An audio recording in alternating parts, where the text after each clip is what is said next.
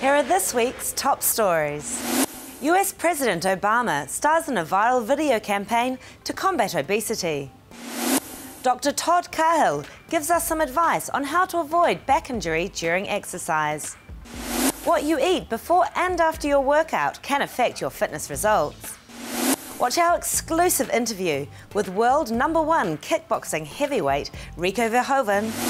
And we'll check out the sun, sand and amazing food at the first ever Dubai Beach Canteen.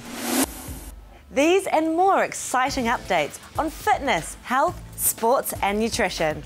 Welcome to What's Up. I'm Rachel Pepper.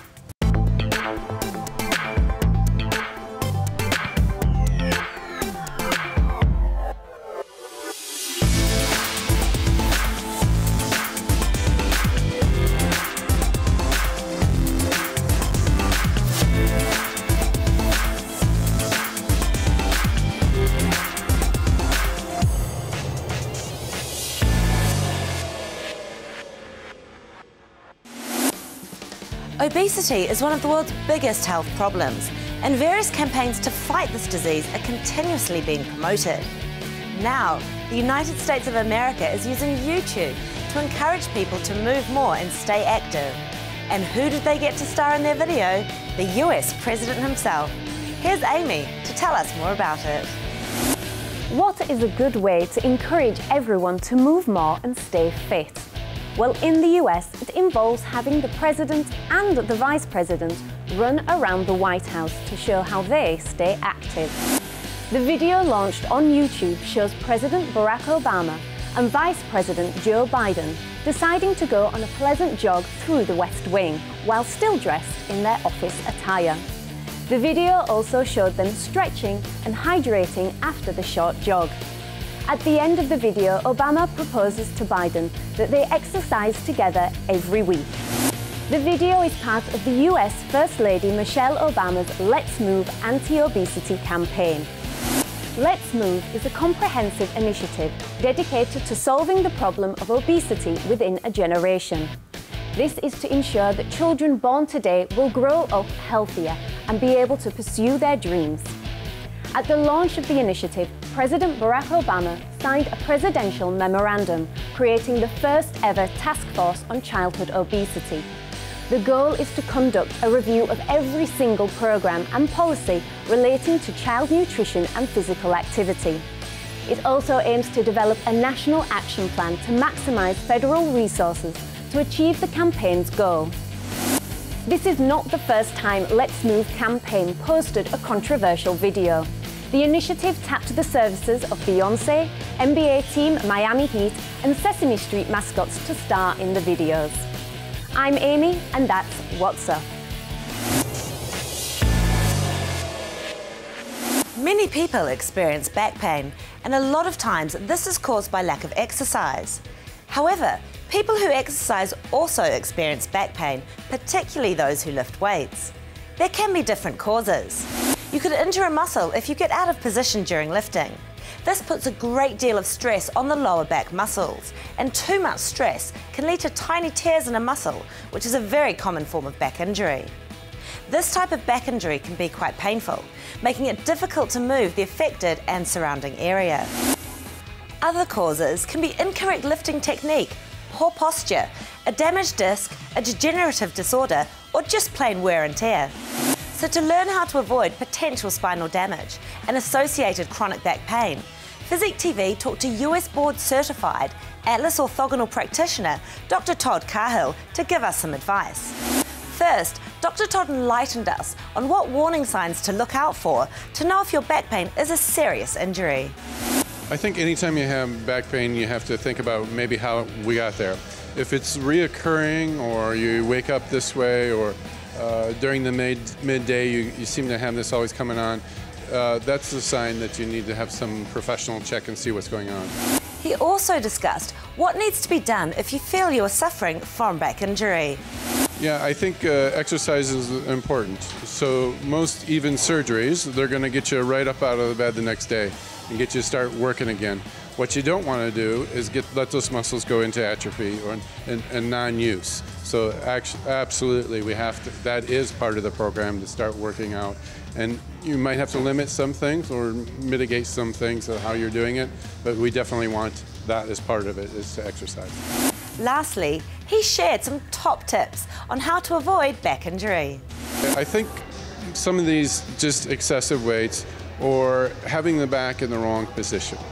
So if we can keep our back nice and straight and keep those curves in, that's really going to help us. But if we're leaning over in flexion to pick up a weight, that's wrong. So we should go down with our legs, keep that back nice and straight, keep those curves the way they should be. When you go to a grocery store, do you take the time to read the nutrition labels on packaged food and beverages? Most of the time, these are taken for granted. We find that most labels are written in small text, so people usually ignore the number of calories or nutrients that are in that product. Now, the US Food and Drug Administration are proposing several changes to the nutrition labels to make it easier for consumers to make healthier choices. If approved, the new labels would place a bigger emphasis on total calories, added sugars and certain nutrients, such as vitamin D and potassium. The FDA is also proposing changes to serving size requirements in an effort to more accurately reflect what people usually eat or drink. The new rules would require that one 20-ounce bottle of soda should be one serving, as people would normally finish one bottle as opposed to stopping at just 8 ounces. This is the first overhaul for nutrition labels since the FDA began requiring them more than 20 years ago.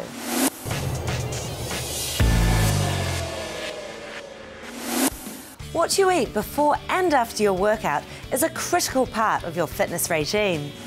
Food is a fuel that will go hand in hand with your goals, so it's important to select the right type of food based on what you want to achieve. But before we give you some tips on how to choose your food, Physique TV talked to some gym goers to find out what they eat before and after workout. Hello everyone, I'm Jury. We are here at TriFed Gym. We're here to find out what people like to eat before and after workout. Let's find that out.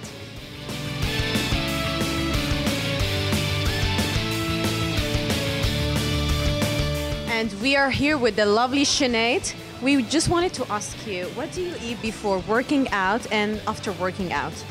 I'm sure if any of the trainers heard what I eat before, they probably wouldn't really agree with what I eat. I do try to have something nutritious during the day, like protein, like chicken, probably salad, something not too heavy.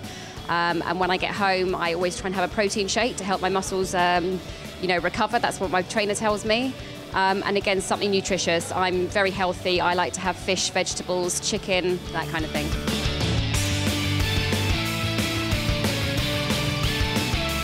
عادة before working out, it's usually a balanced meal. So that's going to be a mix of carbs, a bit of good fat like avocado, and more importantly, protein. So that has chicken, meat, fish, any kind.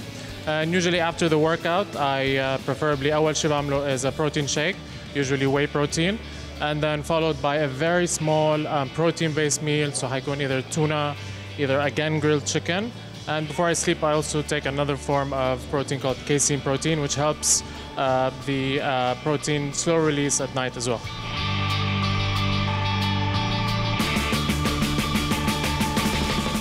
Okay, before working out, I usually have a high energy meal so I can have enough energy to come and do the gym and do my workout. Whole wheat rice or with a piece of grilled chicken or something like that. I have that usually 1 hour before my workout. So I usually change, but I try to have a mix of, let's say, whole wheat pasta, whole wheat rice with some protein.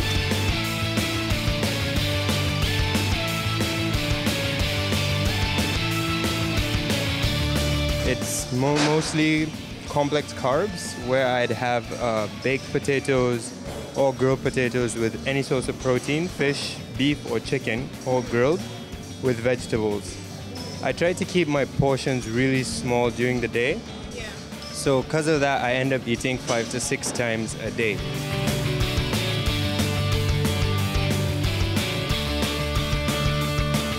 Rachel, we got you all you need from the gym. Back to you. Those are all interesting answers. But if you would like some useful guidelines, dietitian Sonia Laflamme talked to us about what you should keep in your diet. Prior to a workout, the proper way to fuel would be to focus on foods that are easily and quickly digested. And in this case, it would be high carbohydrate food. So, for example, you could have within 30 to 60 minutes of your workout, because timing is very, very important, we would focus on liquids, but liquids that would provide carbohydrates. So whether it be some juice or some sports drinks. If we're looking at an hour or 2 hours prior to the training session, then that would be more of a snack, basically, and again with some water, some fluid to make sure we hydrate properly. And if we are as far as 3 or 4 hours prior to a workout or a training session, then we want to focus on maybe having a light meal, and again with some fluid and some electrolytes and some water to be properly hydrated.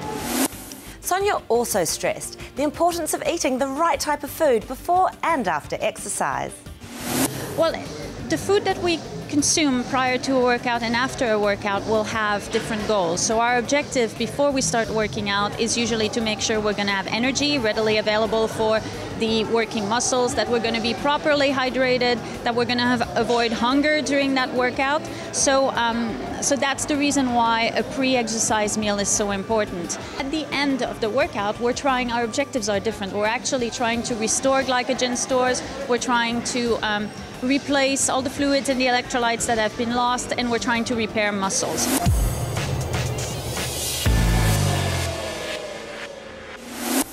Don't change that channel, because coming up after the break, watch our exclusive interview with world #1 kickboxing heavyweight Rico Verhoeven.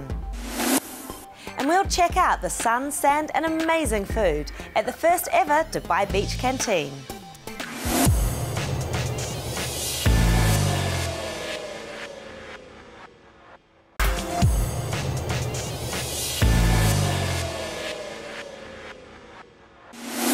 World #1 heavyweight kickboxer Rico Verhoeven visited Dubai.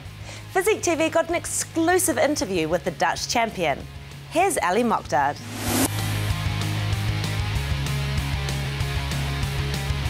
Ali Mokdad, I'm here at the HM Fitness Center near the Dubai Bowling Alley, and right behind me is #1 heavyweight from Glory, Rico Verhoeven, who recently defeated Jokan Saki, Daniel Gita, and retired Peter Ertz. Let's go check out what he's up to today.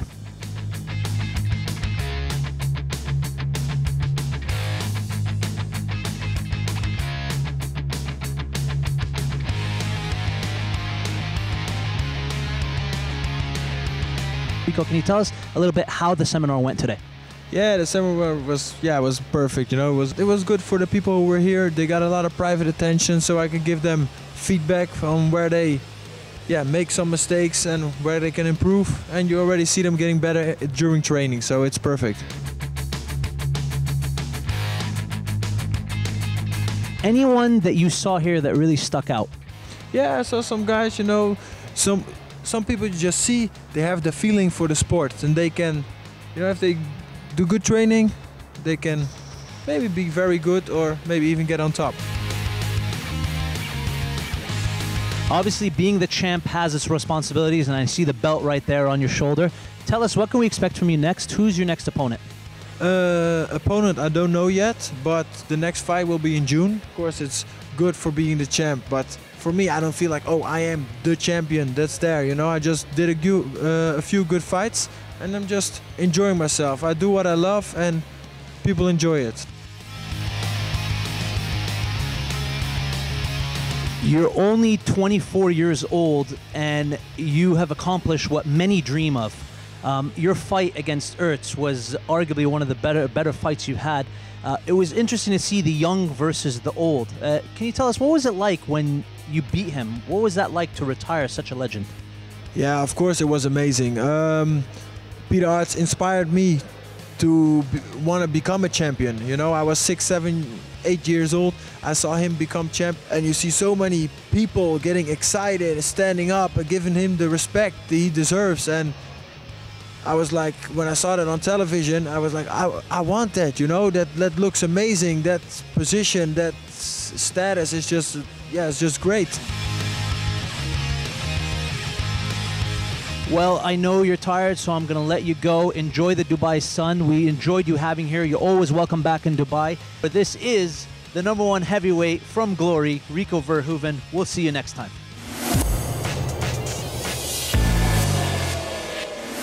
As a part of the Dubai Food Festival, the first ever beach canteen concept invaded the Dubai beaches, offering an array of diverse cuisines to locals and tourists alike.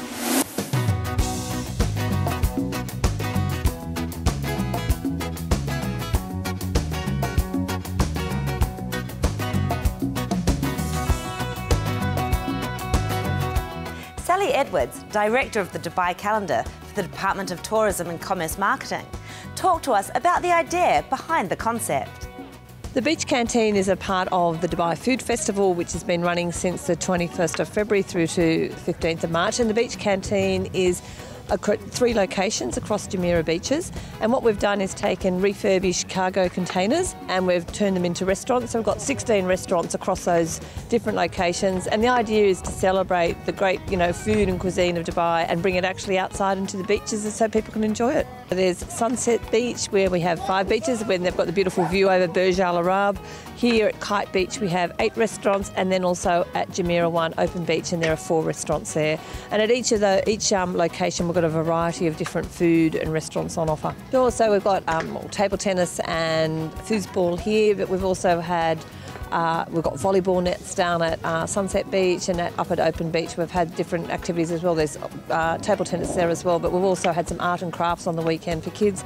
And then on the weekends we've got bands and music playing as well, which just gives it a bit of life and a bit of spirit.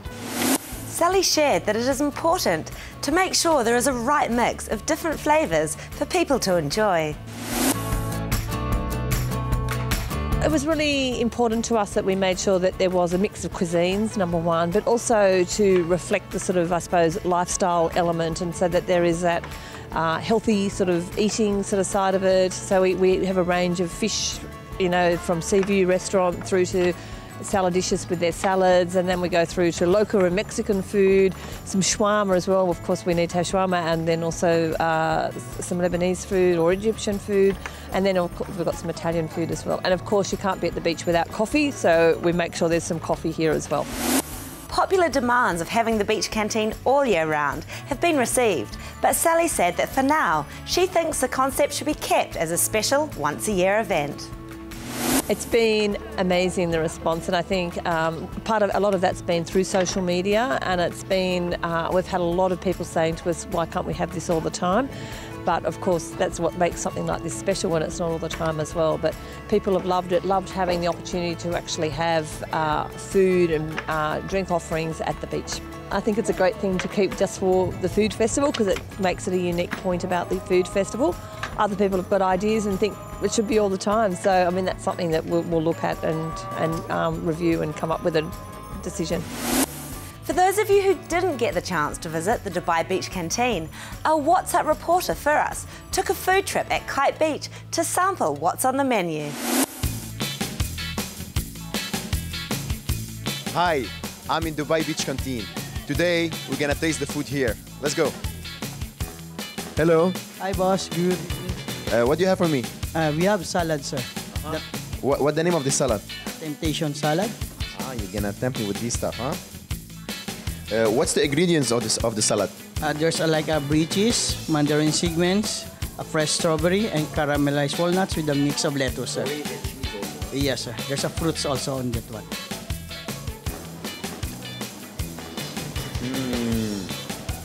This is wonderful. I like it. You have to try it.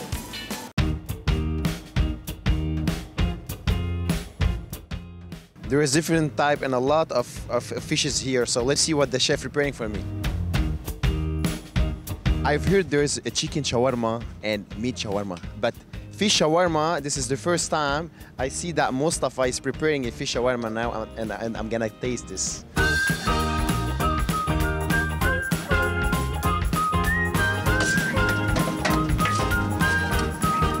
This is amazing. Fish shawarma, it's very healthy and contain a lot of protein. Now, let's see the food at the Bikers Cafe.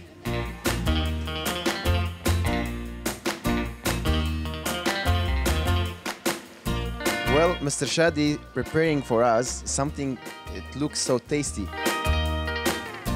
These two dishes is one of our specialties. This is called egg malwash, which is a Yemeni bread stuffed with cheese and boiled egg, and it's served with za'atar and tomato salsa. This is very healthy dish. Okay, it's nothing fried. This one is a flavor of Arabia. Wow, this is amazing. I'm so excited. I want to taste it. Healthy, nothing fried, nothing so you can eat. So can we taste? Of course, yeah. Okay, let me help you with it. Okay. Add a little bit za'atar. Okay. And some tomato salsa. Tomato sauce. Yep. Uh-huh. You can try it.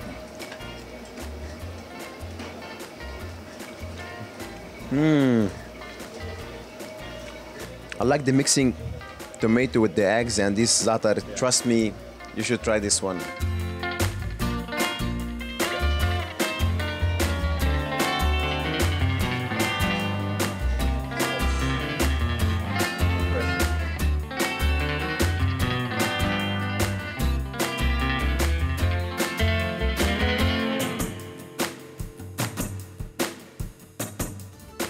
And now I'm gonna taste a Mexican food. So let's move to a local restaurant. Hi, chef. Hi. How are you? I'm fine. What is this? This is the taco polo. It's the Mexican dishes. I mix with this green sauce. Yeah, and the red one? Yeah, the red one is the habanero sauce, it's spicy sauce. If I don't like spicy, I will go for green.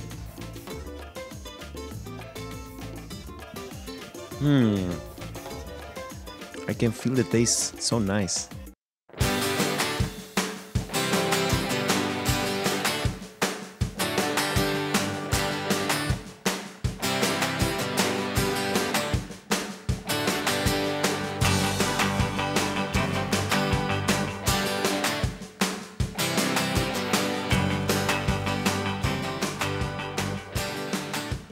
Okay, let's see what we have here. Hi. Hi. What we have here? Yeah, this is a tropical meat. Wow, it's amazing. I feel so fresh. Now, after eating all this food, the protein, carbs, fibers, I had enough food. Now it's time to go to gym. Let's go. With all that food, you've really got to go to the gym. Well, that's it for today's episode. Here's a recap of the headlines today. US President Obama stars in a viral video campaign to combat obesity. Dr. Todd Cahill gives us some advice on how to avoid back injury during exercise. What you eat before and after your workout can affect your fitness results. World #1 kickboxing heavyweight Rico Verhoeven visits Dubai. And we checked out the sun, sand and amazing food at the first ever Dubai Beach Canteen. Thanks for joining us today. For more updates, you can visit our website or connect with us on our social media pages. I'm Rachel Pather. See you again next time, only here on Physique TV.